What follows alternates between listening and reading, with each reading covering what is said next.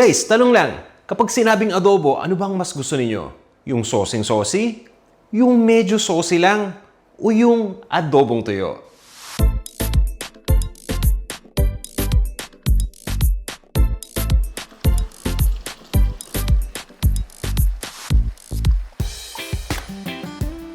Welcome sa Panlasang Pinoy!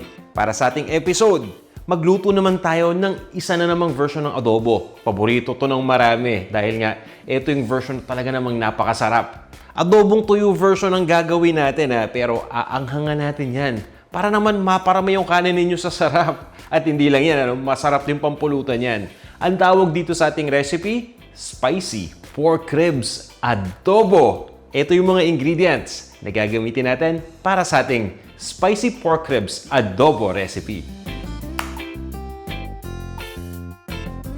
Makikita rin ninyo yung kompletong detalye ng recipe na to sa website natin.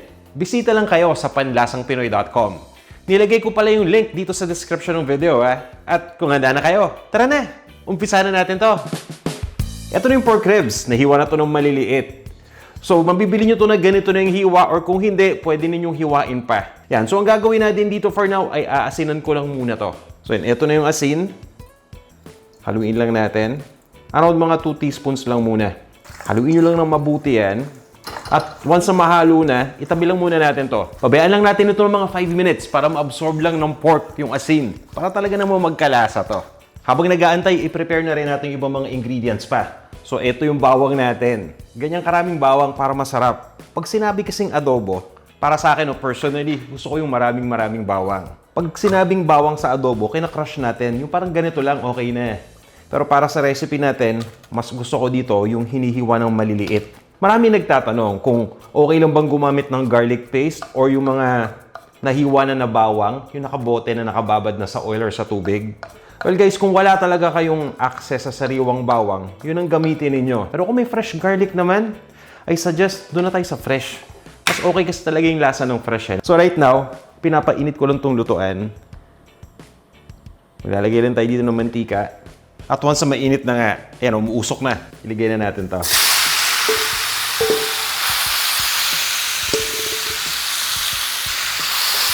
Yan, i-distribute nyo lang muna tong pork ribs dito sa lutuan para maging pantay yung pagkakaluto.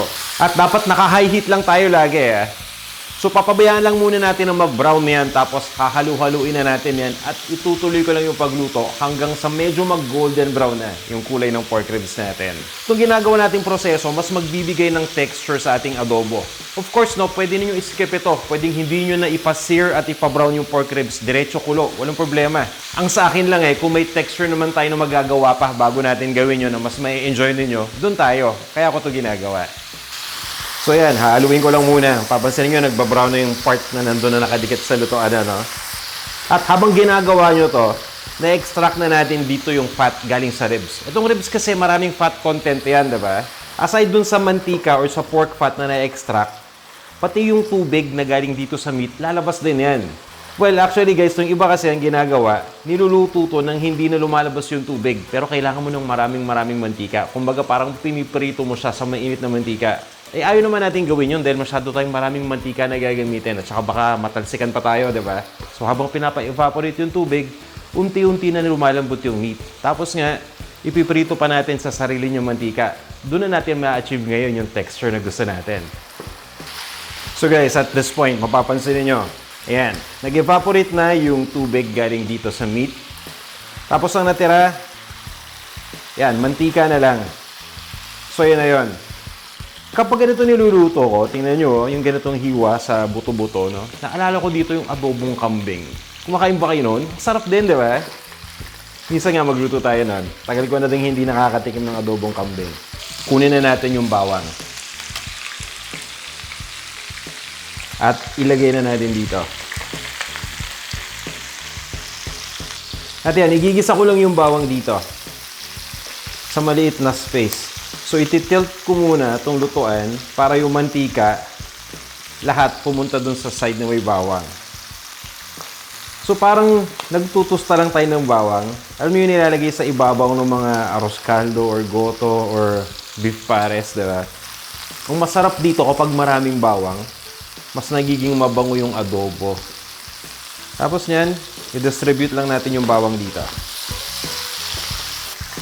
Bango. Okay na to. Next, ilagay na natin yung ibang mga ingredients pa. Ito yung toyo.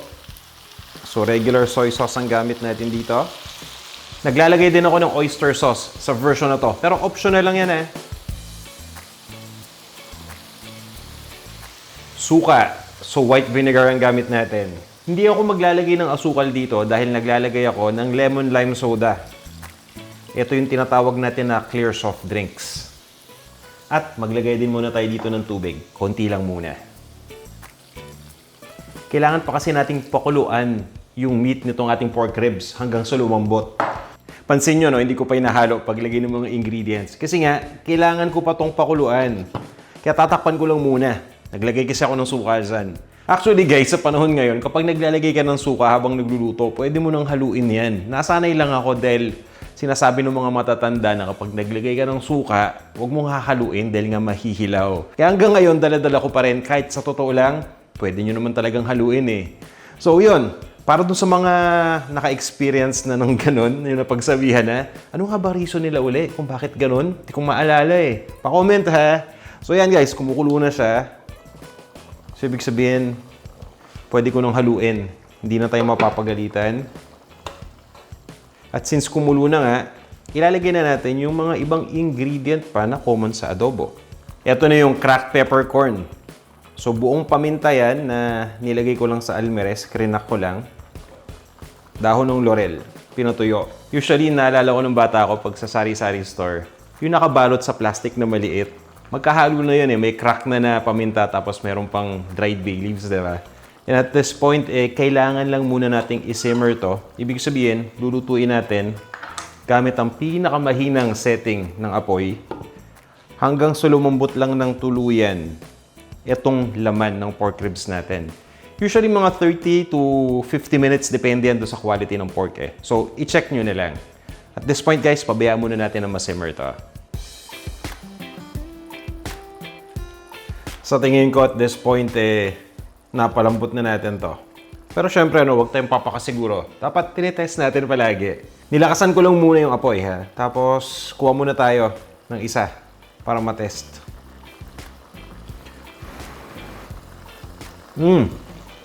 Sobrang lambot na. Sarap.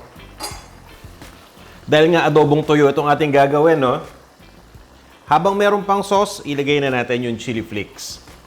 Actually, itong chili flakes, pwede natin itong ilagay kanina pa. Pero pwede rin ngayon sa part na to kung kailan may sauce pa na natira. Haluin lang natin yan. So, at this point, ang kailangan lang natin gawin ay ipa-evaporate lang yung sauce nito. Pero syempre, kailangan pa nating ilagay ibang sili. Ayun pa oh. Dami, di ba? Pero depende nga sa heat tolerance ninyo yan. At kung gusto niyo na mas maging maanghang pa, imbis na buong sili, i-chop nyo pa yan para talagang yung katas lumabas dito. So, kumbaga, halo na sa sauce yan with the rest of the ingredients para pag kinagat ninyo, sigurado, talagang lasang-lasa ninyo yung anghang.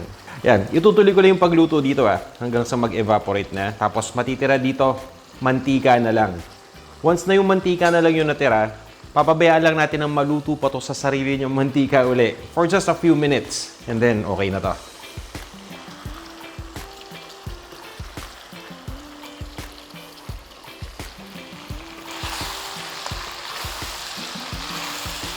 At this point, ito na yung gusto natin mangyari.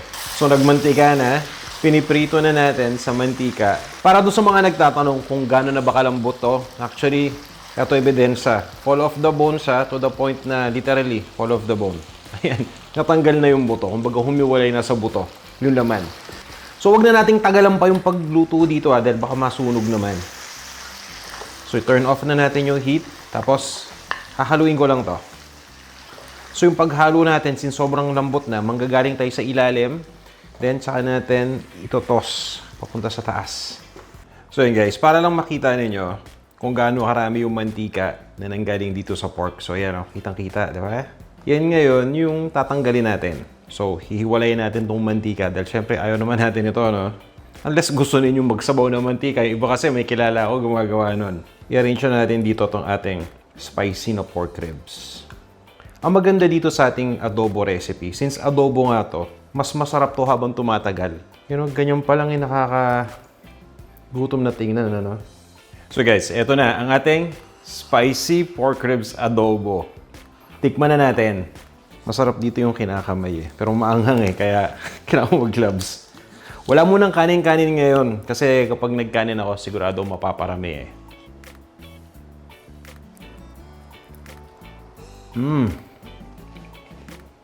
Sarap. Maanghang. Nakita ninyo kung gaano kalambot. As in, tanggal agad. Pag inulam to, siguro mga 2 tasang kanin bitin. Pag pinulutan guys, may enjoy nyo. Sana subukan nyo tong recipe natin. Sigurado, para sa mga adobo lovers dyan, magugustuhan nyo to. At guys, kung nagustuhan nyo sana tong recipe at nakatulong sa inyo, baka pwedeng pakishare naman tong video natin. At kung hindi ka pa nagsasubscribe dito sa ating Panlasang Pinoy YouTube channel, pakihit naman yung subscribe button para ma-notify ka ni YouTube tuwing may bago tayong video na ina-upload. Maraming salamat sa inyo lahat sa walang sawang pagtangkilik sa Panlasang Pinoy. At magkita-kita tayo sa ating mga susunod pang videos. Hanggang sa muli!